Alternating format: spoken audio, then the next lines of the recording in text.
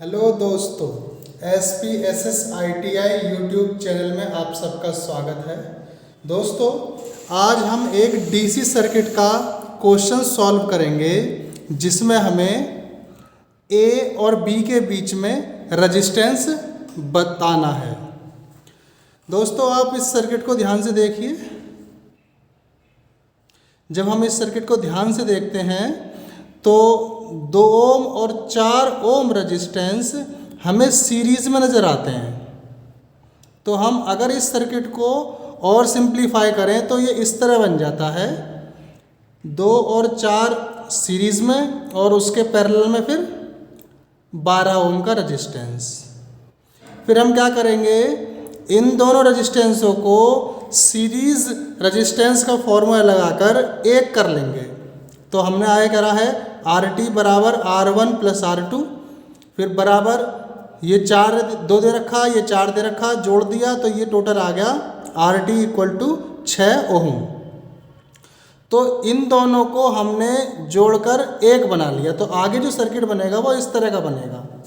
ये हमारा 6 ओम का एक रेजिस्टेंस हो गया, उसके पैरेलल में 12 ओम का एक रेजिस्टेंस हो गया। अब हम इसको और इसको एक कर लेंगे क्योंकि दोनों आपस में पैरेलल में लगे हुए हैं। तो पैरेलल का फॉर्मूला लगाकर इन दोनों को एक कर लेंगे। तो हमने फॉर्मूला लगाया 1/RT बराबर 1/R1 प्लस 1/R2। तो ये होगा 1/12 प्लस 1/6, एलसीएम लेकर ये आ गया 3/12। फिर हमने 1/RT बराबर 3/12 लिखा। क्रॉस मल्टीप्लाई करने के बाद में ये हो गया RT बराबर 12/3 और 3 से हमने 12 को काट दिया तो ये हमारा आ गया टोटल रेजिस्टेंस यानी RT 4। तो इन दोनों को जब हम एक करेंगे फॉर्मूला लगाकर तो मात्र एक 4 ओम का रेजिस्टेंस बनेगा।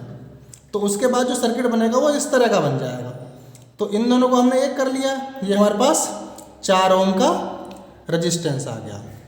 उसके बाद में आप इस सर्किट को ध्यान से देखो, ये और ये दोनों सीरीज में लगे हुए हैं और इन दोनों के पैरेलल में ये रेजिस्टेंस लगा हुआ है और इसके पैरेलल में ये लगा हुआ है और इसके पैरेलल में ये लगा हुआ है और ये रेजिस्टेंस इन सब के सीरीज में लगा हुआ है।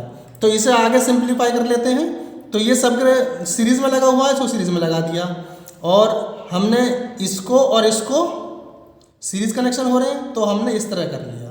फिर ये 6 ओम का रेजिस्टेंस पैरेलल में लगा हुआ ये लगा लिया, फिर ये 6 ओम का, फिर ये 6 ओम का। उसके बाद हम क्या करेंगे, इन दोनों को सीरीज का फॉर्मूला लगाकर एक रेजिस्टेंस बना लेंगे। तो सीरीज का फॉर्मूला लगेगा RT बराबर R1 प्लस R2 यानी 2 + 4 बराबर 6 ओम। तो RT आ गया 6 ओम, यानी इन दोनों को जब हम एक रेजिस्टेंस बनाएंगे तो वो बनेगा हमारा 6 ओम का। ये हमारा 6 ओम का एक रेजिस्टेंस बन गया। उसके बाद 6 ओम के सब पैरेलल में लगे हुए हैं।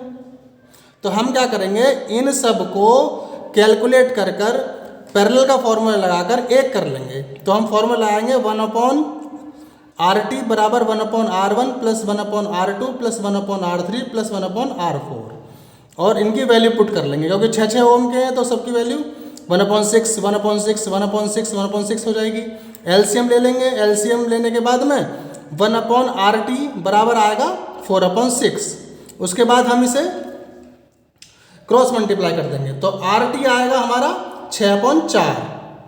इसे भाग देंगे तो ये आ जाएगा 1.5 ओम। तो हमारा RT आ गया पैरेलल में RT बराबर 1.5 ओम। तो उसके बाद जो सर्किट बनेगा इस तरह का बनेगा। इन सबको हमने एक रेजिस्टेंस में कन्वर्ट कर लिया पैरेलल का फॉर्मूला लगाकर। तो ये हमारे पास आ गया एक रेजिस्टेंस 1.5 ओम का। अब इस सर्किट को आप ध्यान से देखो, ये और ये आपस में सीरीज में लगे हुए हैं।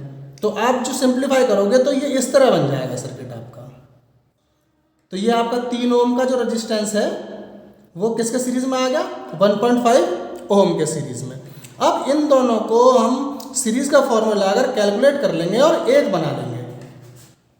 तो ये फॉर्मूला आएगा RT बराबर R1 प्लस R2 बराबर 3 + 1.5 ओम, ये हो जाएगा 4.5 ओम।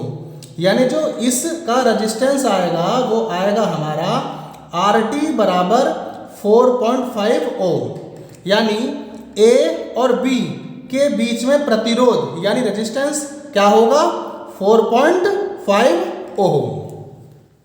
दोस्तों इसी प्रकार की वीडियो देखने के लिए SPSS ITI यूट्यूब चैनल को सब्सक्राइब करें, लाइक करें। कोई प्रॉब्लम है तो उसे कमेंट में पूछें। Thank you.